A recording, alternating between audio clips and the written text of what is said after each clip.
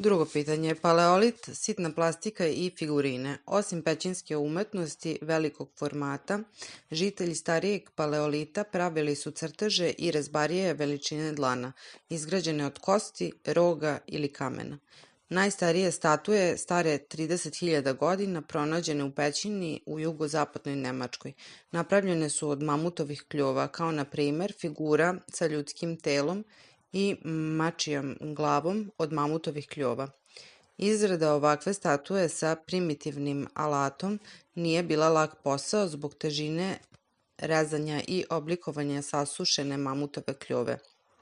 Međutim, one su tako dobro izgrađene da su sigurno plod umetničke tradicije duge nekoliko hiljada godina.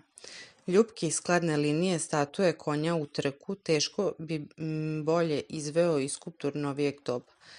Neki od ovih rezbarija navode na zaključak da su predmeti nastali prepoznavanjem i doradom slučajne sličnosti.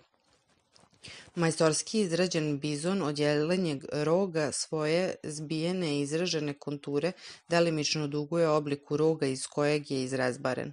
Stariji stanovnici kamenog doba zadovoljavali su se skupljanjem kamena u čijem su obliku videli nešto magično.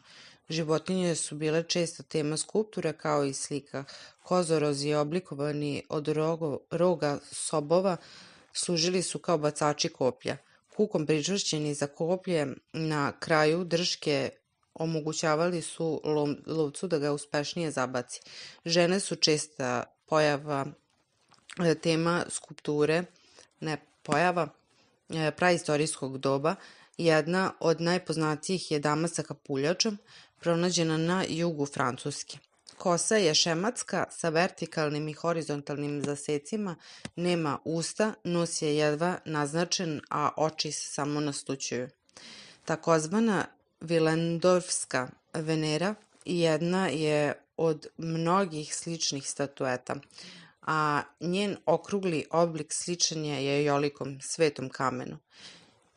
Njen pupak, središnja tačka figure, prirodno je udubljenje u kamenu. Crte lica nisu važne, figurine žena od oblutaka, retko gline, sa naglašenim atributima plodnosti i potpuno svedenim udovima sigurno su služile u magijske svrhe uvećanja plodnosti kod ljudi i upućuju na postojanje matrijarhata.